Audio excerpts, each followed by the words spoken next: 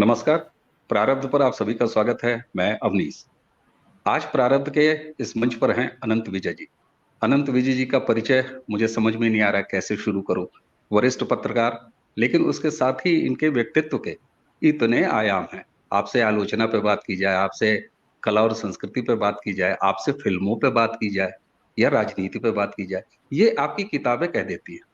Over the top OTT के ऊपर जो आई है आपकी किताब। राजनीति में मैं चलूं तो अमेठी संग्राम, उसके अलावा लोकतंत्र की कसौटी जैसे गंभीर एंगल पर किताबें। तो दर्शकों, ये इतना बड़ा व्यक्तित्व है, लेकिन चल रहा है चुनाव। सबसे पहले स्वागत है आपका आनंद जी। बहुत बहुत नमस्कार, स्वागत आपका। चल रहा है चुनाव और आपके प्रोफाइल के अंत में अक्सर लिखा मिलता है राजनीति, लेकिन मैं उसी से शुरुआत करता हूं। पेशे से इंजीनियर रहा हूं, इसलिए रिवर्स इंजीनियरिंग करना हम लोगों की आदत रहती है। तो चलिए राजनीति से शुरू करते हैं। 2014 में इस देश में एक सत्ता परिवर्तन हुआ, 2019 में इस देश में एक और सत्ता परिवर्तन हुआ। देश 2024 के मुहाने पे खड़ा है, एक और चुनाव आ रहा है। सत्ताएं पहले भी बहुत बदली हैं, सरकारें पहले भी बहुत आई हैं। हालांकि कांग्रेस की सरकार ज्यादा रही अनंत जी, लेकिन अटल बिहारी वाजपेयी, उसके पहले जनता पार्टी। तो ऐसा नहीं है कि सत्ताएं बदली नहीं है, लेकिन 2014 के बाद जो एक बदलाव हुआ है, केवल सरकार ही बदली है या जनता के अंदर लोकतंत्र की समझ, राजनीति की समझ भी बदली है? क्योंकि ऐसा लगातार रिपीट होना नरेंद्र मोदी का, इसका मतलब है कि जमीन पर क्या कुछ कंक्रीट बदलाव हो चुका है राजनीति समाज में? धन्यवाद अवनीश जी, बहुत उदारता पूर्वक मेरा परिचय देने के लिए। और आप इंजीनियर हैं और आपने कहा कि रिवर्स इंजीनियरिंग आप लोग करते हैं, उसकी भी बड़ी दिलचस्प कहानी है। पहले मैं राजनीतिक पत्रकार के तौर पर ही मैंने अपना करियर शुरू किया था, लेकिन क्या होता है कि लंबे समय तक एक चीज करते करते मैं उब जाता हूँ, तो खुद को ही चुनौती देता हूँ। तो राजनीति छोड़ी, फिर फिल्मों पे किया काम। फिल्मों पे जब हो गया, फिल्म जब नेशनल अवार्ड मिला और उसके बाद ये सब हुआ, तो फिर मुझे लगा कि अब कुछ और नया करना चाहिए। तो मेरा सबसे पुराना प्रेम साहित्य था, तो मैं साहित्य की और राजनीतिक पत्रकार था, तो मैं पॉलिटिक्स ऑफ कल्चर को तलाशने लगा। और उस तलाशने के क्रम में मैं अब साहित्य की राजनीति, संस्कृति की राजनीति, इन विषयों पर लिखता हूँ। लेकिन अब आता हूँ आपके पहले प्रश्न पर, जो जिससे जी। आप कार्यक्रम शुरू कर रहे हैं। ये चुनाव का मौसम चल रहा है, हम लोग चुनाव के बीच में हैं, 2 चरणों के चुनाव संपन्न लगभग हो चुके हैं। तो मुझे लगता है कि जो आपका प्रश्न है कि 2014 के बाद क्या बदला, 2014 के बाद एक जो बड़ा वर्ग भारत का है, जो सनातनी है, उसके अंदर का एक भारत बोध जागृत हुआ। हम्म। मुझे ऐसा लगता है कि जनता पहली बार, जो बहुसंख्यक जनता है, वह अपने धर्म को लेकर, धर्म उपासना के अर्थ में नहीं, धर्म के अर्थ में, धर्म के अर्थ में वो सजग हुई और उनको लगने लगा। और इसकी बहुत बहुत लंबे समय से इसका एक पृष्ठभूमि तैयार हो रही थी कि जिस प्रकार से सनातन के, चाहे वो फिल्मों में हो, सनातन के प्रतीकों के बारे में जिस तरह का चित्रण समाज में, जिस तरह का सेलेक्टिव सेकुलरिज्म की बातें की जाती थी, जिस तरह से फिल्मों में सनातन के प्रतीक चिन्हों को, चाहे वो पंडितों को दिखाना हो, चाहे मंदिर में भगवान के सामने जाकर नायक उनसे उस तरह से बात करता हो, चाहे संवादों में, चाहे गीतों में, या जो चहुं ओर समाज में एक जो बौद्धिक वातावरण आजादी के बाद बना, जिसने भारतीयता को नीचा दिखाने का प्रयत्न किया, बल्कि बहुत हद तक उसमें सफलता भी प्राप्त हुई। आप याद करिए कि हमारे समाज में पहले कोई मंदिर जाता था और टीका लगाकर चला आता था, तो उसे पोंगापंथी करार दे दिया जाता था। खास करके बौद्धिक वर्ग में ऐसा होता था। तो बहुत सारे लोग जो टीका लगाते भी थे मंदिर में, वो जब अपने कार्यस्थल पर पहुंचते थे तो प्रयास करते थे कि टीका या तो मध्यम हो जाए, या किसी प्रकार से उसको हम रोक लें या न दिखाएं, या उसका प्रदर्शन न हो सके। तो मुझे लगता है कि ये जो चीजें थी भारतीय समाज में, ये चीजें बहुत बदली हैं। और जो अंदर से एक सनातन के गर्व की अनुभूति या भारतीय होने की अनुभूति लोगों के अंदर पैदा हुई, मुझे लगता है कि वो बड़ा महत्वपूर्ण बिंदु है जो 1914 के बाद ऐसा हुआ है। तो आप कह सकते हैं कि इस समाज का बहुसंख्यक वर्ग अपने अस्तित्व को लेकर, अपने अपने राष्ट्र के अस्तित्व को लेकर, उसकी पहचान को लेकर, अपने धार्मिक और सांस्कृतिक पहचान को लेकर ज्यादा सजग हुआ है। और जाहिर सी बात है कि भारतीय जनता पार्टी लंबे समय से इन बिंदुओं पर और इन चीजों को लेकर चल रही थी। तो एक लोगों को ऐसा लगा कि यही दल है जो हमारे साथ एकाकार हो सकता है। इसका परिणाम 14 में भी दिखा, इसका परिणाम 19 में दिखा, और मुझे लगता है कि आने वाले 4 जून को भी इसी भारतीय बोध के जागरण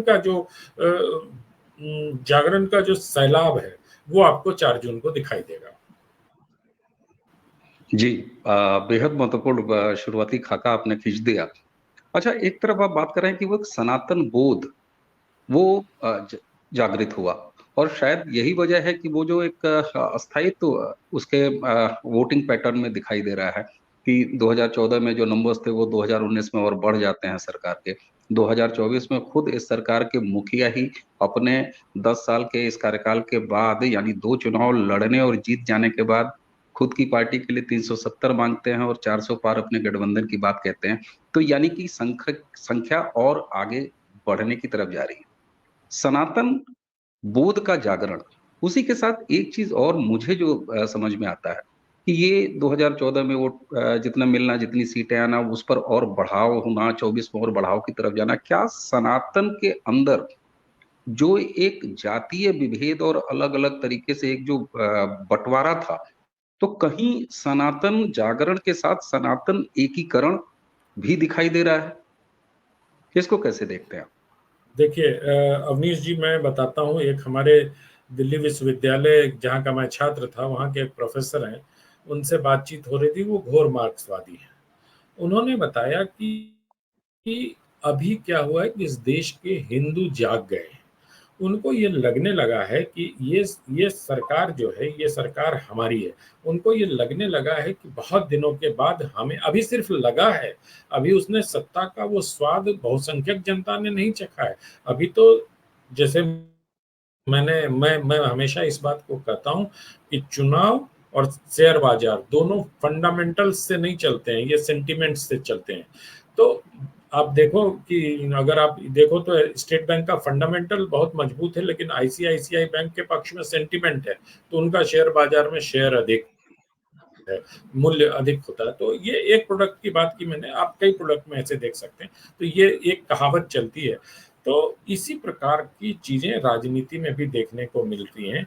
और जो आप एकीकरण की बात करें, बहुत महत्वपूर्ण है, क्योंकि जैसे जैसे आप धर्म की ओर बढ़ेंगे, समाज में जो अलग अलग खांचे में बटे हुए लोग हैं, अब जैसे आप देखिए कि पहले MY का मतलब लोग क्या कहते थे।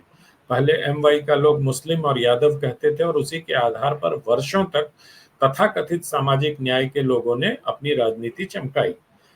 अब MY का क्या मतलब हो गया? अब MY का मतलब हो गया महिला एंड यूथ। तो अब एक नया राजनीतिक वर्ग तैयार हुआ है देश में।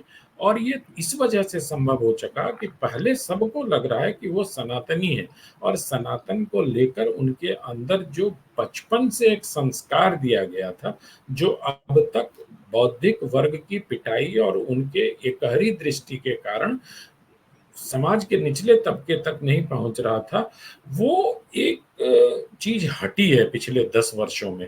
और मुझे लगता है कि जाति पात के आधार, आप देखिए, अगर पिछले 2 चुनाव को देखिए, तो जाति पाति के आधार पर वोटिंग भी परसेंटेज धीरे धीरे कम होने लगे हैं। लोग राष्ट्र के बारे में, लोग देश के बारे में, लोग अपने समाज के बारे में, लोग भारत की वैश्विक मंच पर बढ़ती धमक के आधार पर वोटिंग करने लगे हैं। लोगों को ये लगता है कि वैश्विक मंच पर भारत जिस प्रकार से उभर रहा है, या जिस प्रकार से स्वाधीनता का अमृत महोत्सव मनाया गया पूरे देश में, तो ये सब कुछ उस जाति व्यवस्था के टूटने का एक कारण भी था, और प्रकटीकरण का एक मंच भी था। तो अवनीश जी, मुझे लगता है कि यह जो एकीकरण की ओर बढ़ते जाने का, हालांकि ये अभी बहुत आरंभिक चरण है एकीकरण का। इसमें अभी बहुत सारी बाधाएं और बहुत सारे बाधक भी मौजूद हैं हमारे समाज में। लेकिन मुझे लगता है कि आने वाले समय में अगर ये सनातनी समाज ठीक से अपने धर्म को, फिर मैं कह रहा हूं कि धर्म अलग चीज है, उपासना पद्धति अलग चीज है, उस धर्म को लेकर चलेंगे तो सारी बेड़ियां टूटेंगी, हम एक होंगे और एक होकर हम आगे बढ़ेंगे। जी, मुझे लग रहा है कि दर्शकों तक मेरे प्रश्न का उत्तर इस विशालता और इतने गहराई के साथ पहुंचा। बिल्कुल आपने कहा शुरुआती, बिल्कुल शुरुआती चरण है और संभवतः यही चीज है कि इसके साथ एक जो कॉम्बो नरेंद्र मोदी लगातार अपनी सरकार में 2014 के 5 साल के काम में, उसके बाद 19 के 5 साल के काम में, और वो तो विजन जो है 2047 तक का लेके चलते हैं। तो उसमें होता क्या है कि एक विज्ञापन मुझे याद आ रहा है आनंद जी, कि जब यही चमक और यही सफेदी कम दामों में मिले तो भला कोई ये क्यों ना ले, वो क्यों ले। तो यहाँ एक कॉम्बो नरेंद्र मोदी जी बना देते हैं। एक तरफ आपके हिंदू और सनातनी होने का गर्व का भाव, दूसरा बाबा साहब का जो जातियों के विनाश वाली थ्योरी है उसको जिस तरह से जाति आधारित राजनीति करने वालों ने जातियों को बांधने जैसी बात कही, तो एक्चुअल में जातियों का विनाश और बाबा साहब के जो उनका उनकी परिकल्पना थी वो तो अब दिखाई दे रही है और वोटिंग पैटर्न में दिखाई दे रही है, नरेंद्र मोदी की सीटों में दिखाई दे रही है, साथ में इनका विकास का वो कॉम्बो। तो वो वही चीज है कि जो बार बार सत्ता रिपीट कर। अच्छा, एक चीज 2024 के चुनाव में खास तौर से देखी जा रही है, विपक्ष बहुत डेस्परेट है, वहीं पर जो सत्ता पक्ष है नरेंद्र मोदी हैं, वो खुद इस बात को लेके आगे बढ़ रहे हैं और दोनों एक दूसरे धुरी पे हैं। असल में विपक्ष का चुनाव हो रहा है। एक तरफ यहां पर आप कहते हैं कि सनातन का भाव जाग रहा है, तो दूसरी तरफ कांग्रेस के मैनिफेस्टो में अल्पसंख्यक नाम के हेडिंग के ठीक नीचे की पहली लाइन शुरू होती है कि इस देश में बहुसंख्यकवाद की कोई जगह नहीं है। क्या वाकई कांग्रेस या विपक्ष इस एकीकरण के खिलाफ जाके खड़ा हो गया है, या उनको नरेंद्र मोदी की राजनीति ही नहीं समझ में आ रही है, या देश की जनता नहीं समझ में आ रही? कारण क्या है? कारण ये है अवनीश जी की जो हमारा जिस नरेंद्र मोदी की जो पार्टी है वो 24 घंटे राजनीति करती है, और विपक्ष के जो प्रमुख दल हैं वो कैजुअल राजनीति कर रहे हैं। कुछ सोशल मीडिया के बहाने राजनीति कर रहे हैं, कुछ लोग उस माध्यम के बहाने राजनीति कर रहे हैं जिस पर हम और आप अभी बैठ के बात कर रहे हैं। कुछ इस तरह की चीजें हो रही, इसलिए जनता की नब्ज पकड़ना। और मैं बहुत अच्छी बात प्रशांत किशोर ने अभी कुछ दिनों पहले कही थी कि नरेंद्र मोदी का जो लंबा कालखंड है सामाजिक जीवन का, उसमें 10-10 साल के 4 पड़ाव हैं। वैसा कॉम्बो कहीं दिखाई नहीं देता कि प्रचारक के रूप में 10 वर्ष, संगठन मतलब भारतीय जनता पार्टी के नेता के रूप में 10 वर्ष, मुख्यमंत्री के रूप में 10 वर्ष, और फिर प्रधानमंत्री के रूप में 10 वर्ष। तो आप देखिए, उनको मालूम है कि जब प्रचारक थे तो जनता के बीच में रहे, जब भारतीय जनता पार्टी में थे तो वो कार्यकर्ताओं के साथ जुड़े, फिर 20 वर्षों का प्रशासनिक अनुभव। तो मुझे लगता है कि इस तरह का अनुभव और इस तरह का एक रेनबो जो उनके पर्सनालिटी के साथ जुड़ता है, वो किसी अन्य नेता में नहीं है। और दूसरा, जो विपक्ष के नेता हैं वो बहुत विभ्रम के शिकार हैं। अब एक चीज आप देखिए, पिछले 10 वर्षों में हुआ जिसकी चर्चा करना बहुत आवश्यक है और उसको रेखांकित भी किया जाना चाहिए, कि 10 वर्षों में इस देश का नैरेटिव बदल गया है। अब इस देश के नैरेटिव के मध्य में सनातन है। कोई भी पार्टी होगी वो हिंदू और हिंदुत्व पर ही बात करेगी। अब तीसरा नैरेटिव नहीं है। बीजेपी अगर थोड़े 80% कर रही है तो दूसरा 40% कर रहा है, लेकिन कर सब बात सब लोग सनातन की ही कर रहे हैं। एक जमाना आप याद करिए, जब हम लोगों का दौर था और हम लोग विद्यालय और विश्वविद्यालय में रहा करते थे, तो अल्पसंख्यकों को रिझाने की एक राजनीति चला करती थी। प्रयास अब भी हो रहे हैं। जिस घोषणा पत्र का आपने नाम लिया उसमें भी इस प्रकार के प्रयास दिखाई देते, लेकिन अब मूल रूप से जो विमर्श के केंद्र में है वो हिंदुत्व और हिंदू है। और जहां तक कांग्रेस के घोषणा पत्र की बात है, तो जिस की बात आप कर रहे हैं उसी के जो आखिरी पॉइंट है उसमें एक एक पॉइंट ये है कि संस्कृति के क्षेत्र में अल्पसंख्यकों की भागीदारी बढ़ाई जाएगी, कला और संस्कृति का, और उनको अवसर दिए जाएंगे। अब देखिए, जो बना रहे हैं और जो वस्तु स्थिति हमारे समाज में है, दोनों के बीच में कितना डिस्कनेक्ट है। आज फिल्मों में सबसे ज्यादा टॉप पर कौन है? सलमान खान, आमिर खान, सैफ अली खान और शाहरुख खान, है ना? अब इनको संस्कृति में क्या बढ़ावा देंगे वो कला में? अब कला के क्षेत्र में चले आइए, तो मतलब विलायत हर घराने में आप देख लीजिए, तो वहाँ क्या अल्पसंख्यक नहीं है? मैं नाम लेके मतलब क्या नाम लेना मुझे, मतलब जो पद्म विभूषण और पद्म भूषण जैसे कलाकार हैं, वो भी अल्पसंख्यक हैं, वो भी मुसलमान हैं, उनको भी उतने ही अवसर मिल रहे हैं देश में, और उतना ही अवसर नहीं, उतने ही सम्मान के अधिकारी भी हैं, और सम्मान देश की जनता उनको दे रही है। तो अब ये बताइए कि अल्लाह रखा खान के जो पुत्र हैं, जो तबला वादक हैं, वो अभी जब वो ग्रैमी में गए और ग्रैमी जीत के आए, तो उससे अधिक और क्या हो सकता है? जो मैं नाम भूल गया उनका, वो क्षमा करिएगा, वो जो तबला वादक हैं, जबरू सेंसर। बिस्मिल्लाह खान साहब, भारत रत्न इसी देश ने उनको दिया, और अटल जी की बिल्कुल। सरकार ने बिस्मिल्लाह खान साहब को भारत रत्न दिया। तो कौन से अल्पसंख्यक और कौन से मुसलमानों को आप बढ़ावा देंगे संस्कृति के क्षेत्र में, कला के क्षेत्र में, साहित्य के क्षेत्र में? जब आपका दौर था साहित्य अकेडमी में, तो आज तक हिंदी के लिए साहित्य अकेडमी में न किसी दलित को पुरस्कार देने योग्य समझा आपने, न किसी मुसलमान को पुरस्कार देने योग्य समझा आपने। चाहे राई मासूम रजा हो, चाहे शानी हो, किसी को इस योग्य नहीं समझा आपने। और आज आप अल्पसंख्यकों को सांस्कृतिक रूप से समृद्ध करने की बात करते हैं, तो ये बात करते हुए दरअसल ये दिखाता है कि घोषणा पत्र बनाने वाले और जमीनी हकीकत दोनों में कितना डिस्कनेक्ट है। तो मुझे लगता है कि इन सब चीजों पर गंभीरता से जब आप विचार करेंगे, तो आपको कारण समझ में आ जाएगा कि भारतीय जनता पार्टी और कांग्रेस, जिस जो विपक्ष की सबसे प्रमुख दल है और जो संघर्ष कर रही है अपनी अपनी प्रासंगिकता बनाने के लिए, मैं तो यही कहूंगा।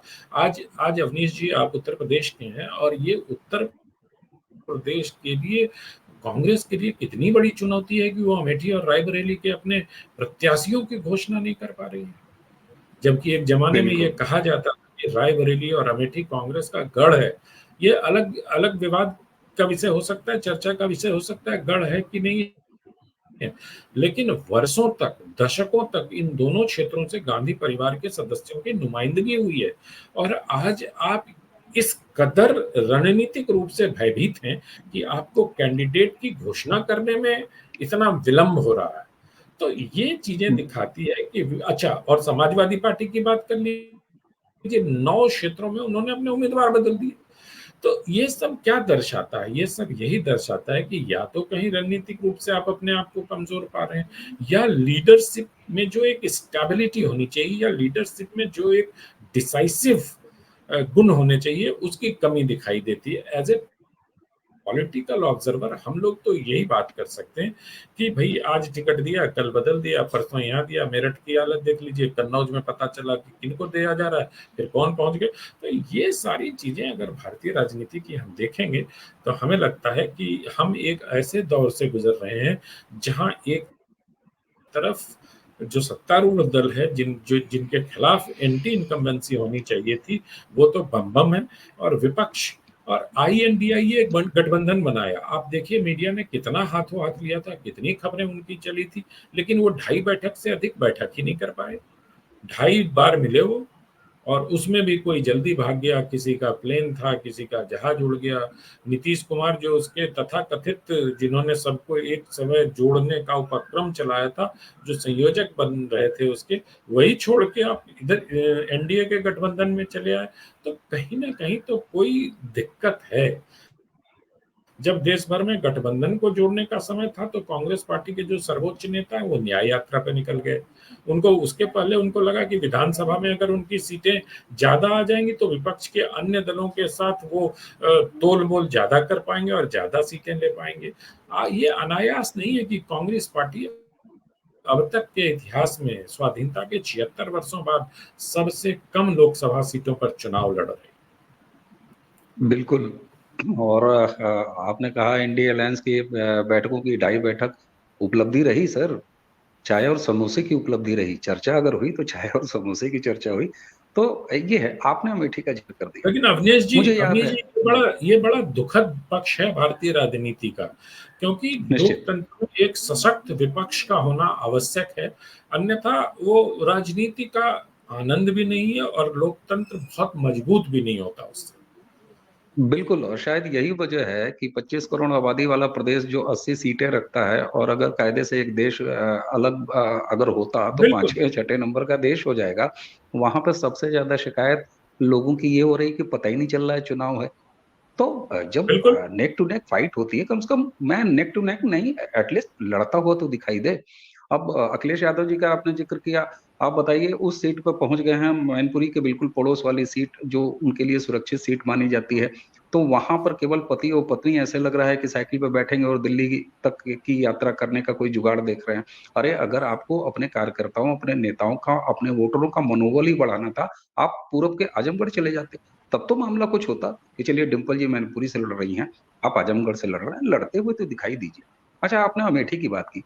अमेठी, मुझे याद है किशोरपन में मेरे पिताजी कहा करते थे कि अमेठी और रायबरेली कांग्रेस के लिए उस तरह से है कि अगर गांधी परिवार एक कागज पर लिख के भेज दे कि हम फलाने यहाँ से चुनाव लड़ रहे हैं, तो वो चुनाव जीत जाते थे।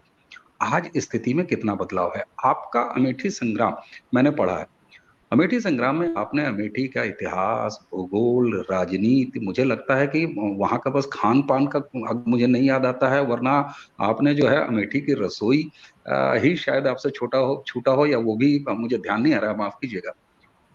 एक अलग तरह की लड़ाकू शैली, हालांकि नरेंद्र मोदी जी के बारे में और इनके टाइम के भाजपा के बारे में कहा जाता है कि भाई साहब ये 365 में 366 दिन चुनावी मोड में रहते हैं, ठीक है, लेकिन एक रणनीति इनकी और दिखाई देती है, जिसको कि अमेठी संग्राम आपकी कृति के परिप्रेक्ष्य में ही मैं देखना चाहूंगा।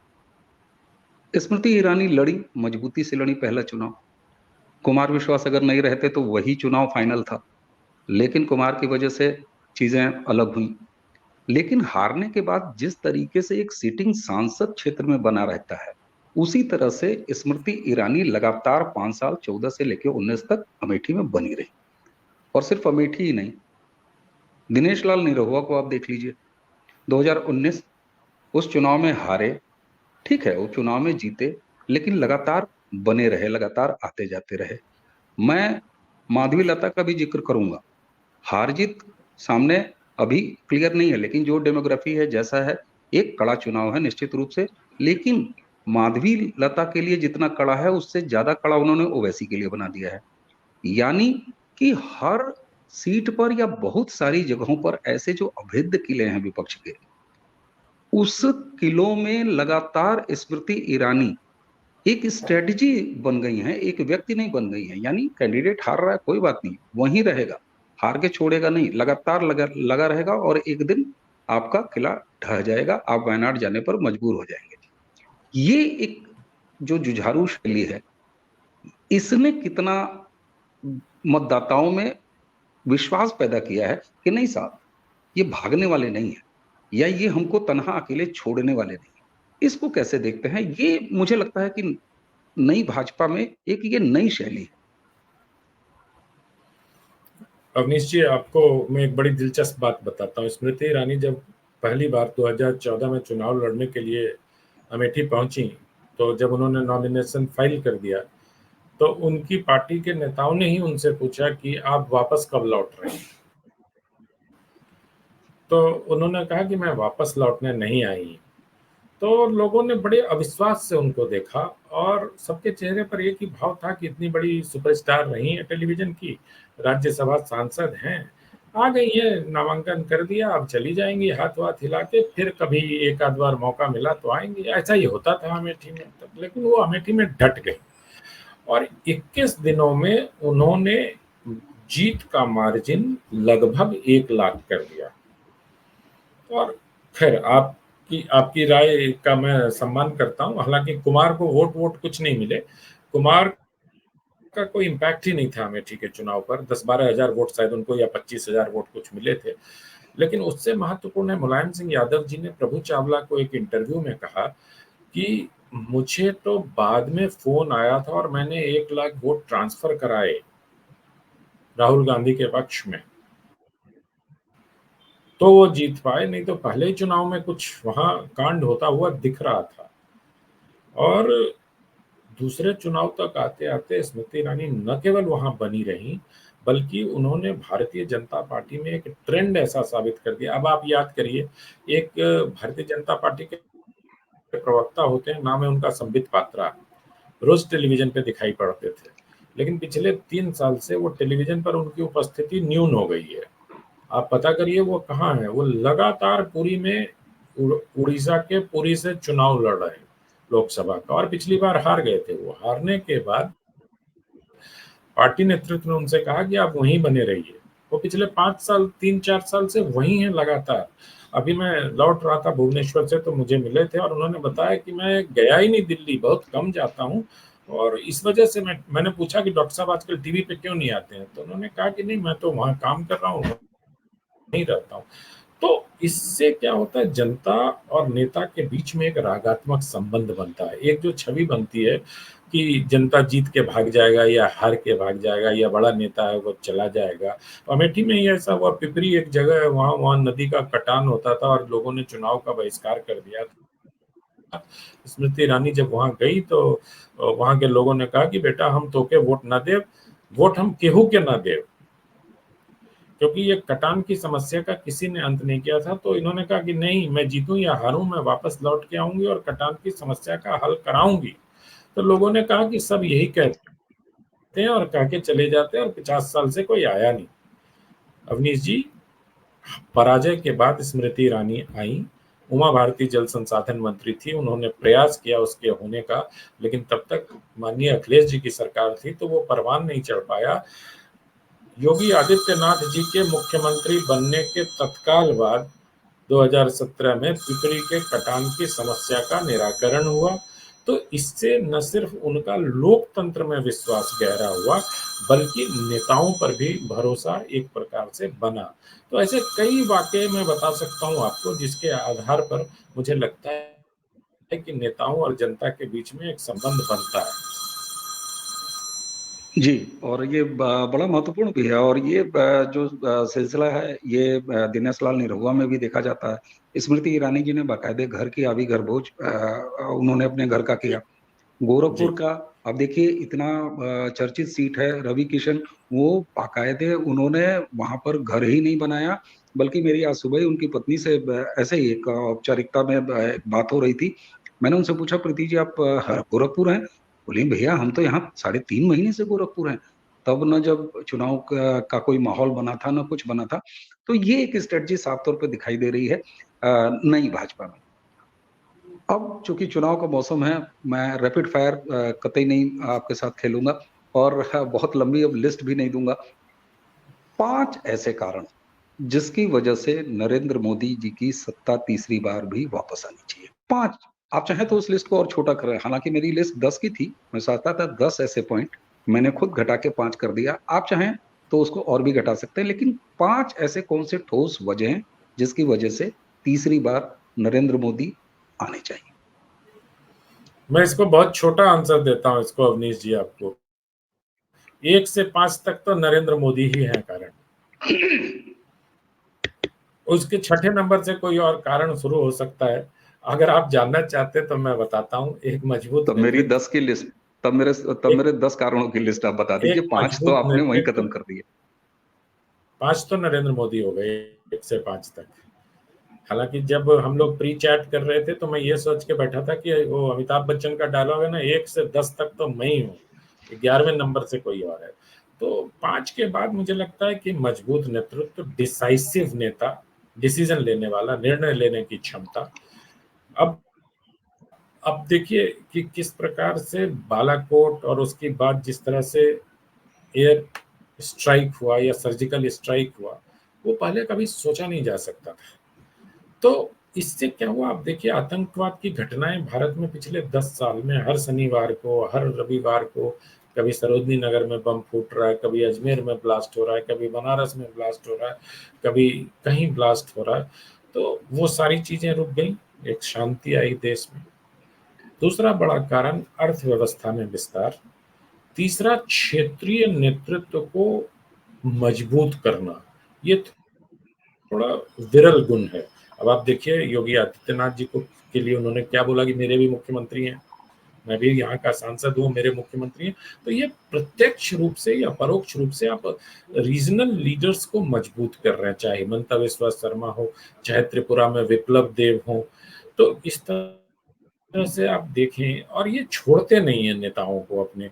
तो मुझे लगता है कि इस प्रकार से ये जो 7, 8, 9 कारण है, अर्थव्यवस्था हो गया, वैश्विक नीति जो डिप्लोमेसी है, अब पहली बार ऐसा हो रहा है कि डिप्लोमेसी, भारत की डिप्लोमेसी भारत केंद्रित हो गई है।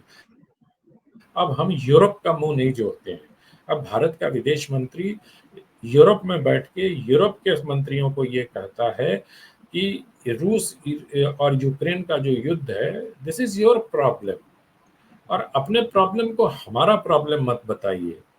Let us handle the situation, हमें अपने सिचुएशन को अपने हिसाब से करने दो। और पूरे यूरोप और अमेरिका के न चाहने के बावजूद हम रसिया से तेल, और वो भी रुपए में आयात कर रहे हैं। पूरी दुनिया में आप जाइए, लंदन में इस वक्त गैस की कीमतें इतनी बढ़ गई हैं कि वहां एक बड़ा मुद्दा हो गया, क्योंकि वहां तो सब चीज गैस से ही चलती है। लेकिन हमारे यहाँ बावजूद इसके कीमतों को कम से कम रोक के रखा गया है। पूर्व यूक्रेन वॉर के पहले के जो रेट्स थे उसी पर हम रुके हुए हैं। अभी सस्ता नहीं हुआ वो अलग बात है, लेकिन हम रुके हुए हैं वहां, ये बड़ी बात है। तो ये सब मिला जुला के अगर देखेंगे, और प्लस जनता का मोदी में एक भरोसा कि ये है, तो सनातन सशक्त होगा। चाहे वो राम मंदिर का मुद्दा हो, चाहे काशी कॉरिडोर हो, चाहे मथुरा में जो चल रहा है वो हो, या महाकाल लोक हो। तो एक जो सांस्कृतिक पुनर्जागरण पिछले 10 वर्षों में इस देश में देखने को मिल रहा है, और जो मंदिर हमारे सामाजिक और सांस्कृतिक केंद्र हुआ करते थे, उनका वैभव फिर से लौटाने का जो नेतृत्व का संकल्प है, ये 10 कारण मुझे लगता है कि हैं, जो नरेंद्र मोदी को निश्चित रूप से वापस लेके आएंगे। 2024 4 जून को परिणाम आएंगे, उसके बाद हम लोग एक बार फिर बातचीत करेंगे आपसे। बिल्कुल। और अनुज जी, मुझे लगता है कि नरेंद्र मोदी जी की अगर कोई एक बात मैं कहूं, तो मुझे जो पसंद आती है कि इंडिया फर्स्ट, भारत प्रथम केवल नारों में नहीं, बल्कि उनके जीवन में, निजी जीवन में जो दिखाई देता है उनका व्यक्तित्व, उनका काम। जब वो कहते हैं सबका साथ सबका विकास, वो विभेद नहीं करते, लेकिन किसी को भी इस देश का दामाद भी बना के नहीं रखना चाहते। सब भाई हैं। डिसेंट्रलाइजेशन ऑफ पावर वो दिखाई देता है। और आपने बहुत एक महत्वपूर्ण बात कही, अपने नेता को छोड़ते नहीं। आप पुष्कर सिंह धामी को देख लीजिए, आप नए नेता किस तरह से गढ़ते हैं। आप देख लीजिए अन्नामलाई को किस तरीके से नरिश किया है। 3 राज्यों के जो मुख्यमंत्री बनाए, वो कहाँ से लाके बनाए। तो ये एक बड़ी नई जो तरीका है, जिसको कहते हैं टीम मोदी। हालांकि उनके ऊपर विपक्ष कथित रूप से ऑटोक्रेटिक होने का आरोप लगाता है, लेकिन अगर वाकई में डिसेंट्रलाइजेशन देखा गया है राजनीति का, तो अब कम से कम आला कमान जैसे शब्द पिछले 10 सालों से भारत की चर्चा में नहीं सुनाई देते। ये संभवतः सबसे बड़ी उपलब्धि है। आनंद जी, आपने हमें समय दिया, और आज आप मतदान करके आए हैं। आपकी अपने लिए लोकसभा प्रत्याशी को मतदान किया है। बिल्कुल दर्शकों, इसी तरह से मतदान प्रतिशत अच्छा जा रहा है इस सेकंड फेज में अभी तक। और मुझे जो लगता है रिपोर्ट कि है, आपके प्रारब्ध के माध्यम से हमें ये कहना भी चाहिए कि आप अगर आज या जितने भी चरण हैं, जब भी मतदान होगा, जो भी इसको देख रहे हैं, वो अपने मताधिकार का उपयोग अवश्य करिए। क्योंकि मताधिकार का उपयोग जब आप करेंगे, तभी आपको आलोचना का अधिकार भी मिलेगा, तभी आपका लोकतंत्र भी सशक्त होगा, और तभी आपकी आवाज भी सुनी जाएगी। उसके मायने भी होंगे, उसका अर्थ भी होगा। अन्यथा ड्राइंग रूम में बैठकर जो गपशप या गॉसिप होता है वो निरर्थक है। तो आप सबसे अनुरोध है, मैं प्रारब्ध के माध्यम से आपसे अपील करता हूं कि भारी संख्या में जाएं और अपने मत के अधिकारों का उपयोग करें। बिल्कुल। बहुत बहुत धन्यवाद आनंद जी आपको। और दर्शकों, इसी के साथ हमें और आनंद जी दोनों को आज्ञा दीजिए। आप सभी को नमस्कार, प्रणाम, जय जय सिया राम।